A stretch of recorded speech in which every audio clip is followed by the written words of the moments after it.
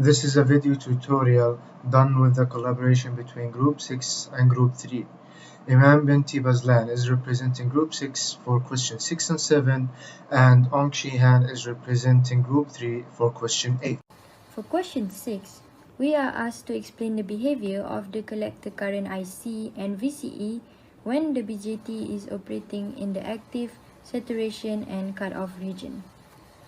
As we know, DC load line is the relationship of IC against VCE. Hence, we can see that this behavior clearly by drawing this DC load line graph.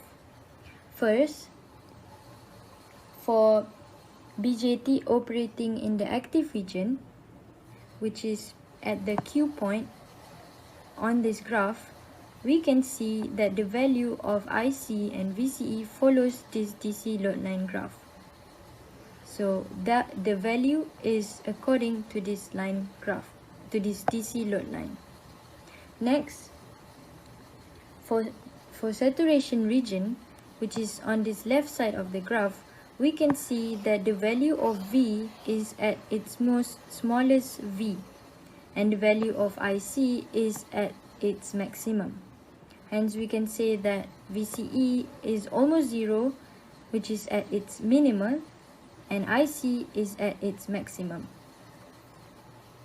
And the last one, which is the cutoff region, which is the underside of this graph, we can say that the IC value is the smallest and the VC value is the largest. Moving on to question 7, we are given this circuit diagram as shown. We are also given the value of VBE equals to 0.65 volt and beta equals to 100. The first question is to calculate VCEQ and ICQ.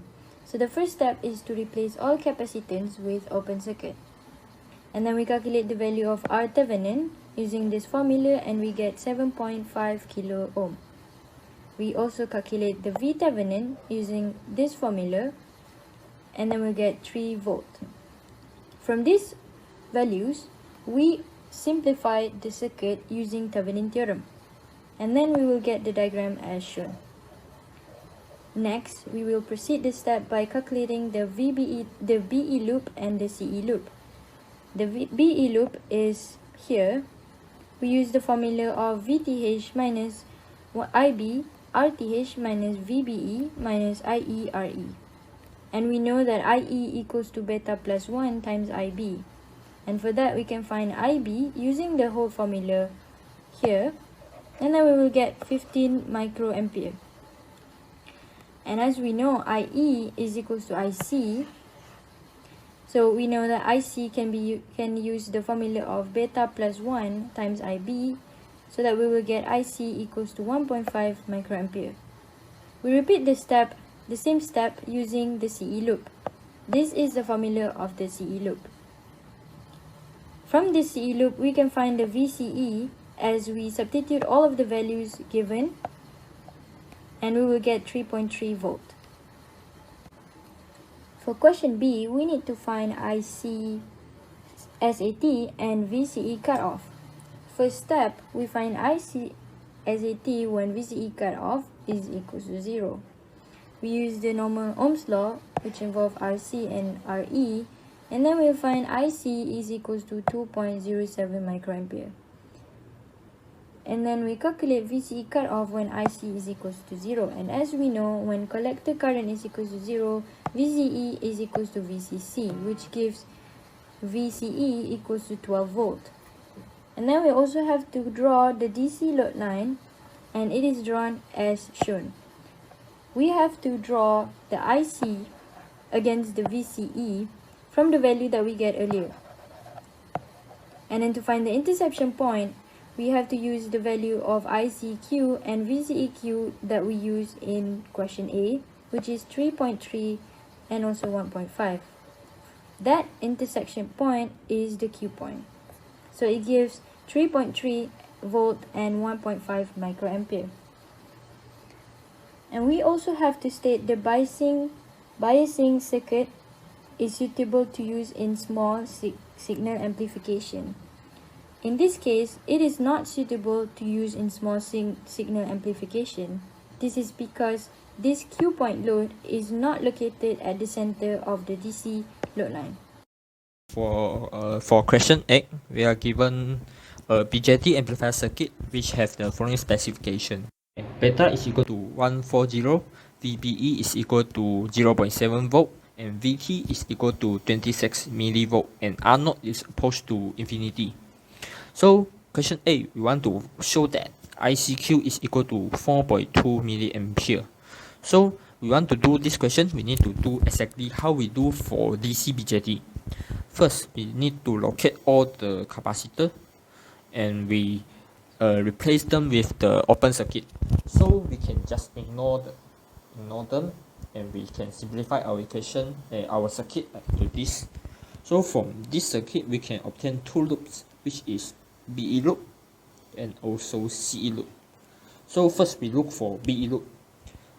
By using KVL, we can just form our equation with VCC minus IB times RB minus VBE minus IE times RE is equal to 0. So since we know that IE is equal to IB times 1 plus beta, so we can substitute this IE into our KVL equation. So we will obtain the equation like this. And since we want to find value for IB, so we rearrange and substitute the value, so we can obtain IB is equal to 30 microampere. So since we know that the value for IB, we can substitute back. IB is equal to 30 microampere times 1 plus beta, which beta is 140. So we can obtain the value for IE, which is equal to 4.2 milliampere. So since we know that IE is actually approximate to IC, so we can say that IE is equal to IC is equal to 4.2 milliampere. So we show that IC is equal to 4.2 milliampere. So for question B, we want to find the VCE and also VC. So we can obtain this value from another loop, which is CE loop. Same we using KVL, we can obtain the equation VCC minus IC times RC minus VCE minus IE times RE. So we can obtain the value is equal to 0. Since we know that IC is actually equal to IE, so we can replace one of them and we can simplify the equation to this. So we just obtain the value for IC, which is 4.2 milliampere. So we substitute inside, and other value can find from the question. So we obtain the value for VCE is equal to 11.4. Next, we want to find the value for VC. So actually we know that VCE is equal to VC minus VE. So here is the VC we want to calculate. So we rearrange the equation. We obtain VC is equal to VCE plus VE. So we just substitute the 11.4 we obtained just now. And also VE is actually IE times RE, where IE is equal to IC is equal to 4.2 milliampere. So we just substitute 4.2 milliampere and RE is equal to 600 ohm. So we just substitute and we obtain a, So we just substitute and we obtain the value for VC is equal to 13.92 volt. Okay, 13.92 and VCE is equal to 11.4. So next for C, you need to draw the hybrid pi model. So it's actually similar to DC, but we need to locate and we need to set the DC to 0, so we ignore this and we replace all the capacitor with a short circuit. So we remain all the terms we have: RB, RC, RS, RL, and this RE is located here, so we can just ignore this RE. So we will obtain our hybrid pi model to this, which is we have the RS, RB, RC, and RL. So we need to take all the terms lah. We cannot leave any one of this. So for the question D, we need to calculate the GM, R pi, input impedance ZI, and output impedance ZO. So it's actually can get easily using the equation. Because all the terms we need to use to calculate this, we just calculate all above. So we can just substitute it. So like GM is IC divided by VT, where IC is actually calculate just now. IC is equal to 4.2 milliampere. So we substitute here IC, and VT is given by question, which is 26 millivolt. So we can obtain our GM equal to 161.45. 161.45. So next for the R pi, actually same lah. We just substitute into the equation where beta is given by equation 140, and GM is we calculate just now, which is 161.45. We will obtain the value x 66.7 ohm. For input impedance, is actually the equation just like the way we calculate for the parallel resistance, which is RB times R pi is over RB plus R pi. So we can just substitute inside, and we can R pi, we have R pi, RB, we have the RB. So we can obtain the input impedance 0.87 kilo ohm. So for output impedance is just simply our RC, which is 2.4 kilo ohm. Okay, 2.4, 0.86. All the answer is correct. So for last question is voltage gain. So it's actually also same.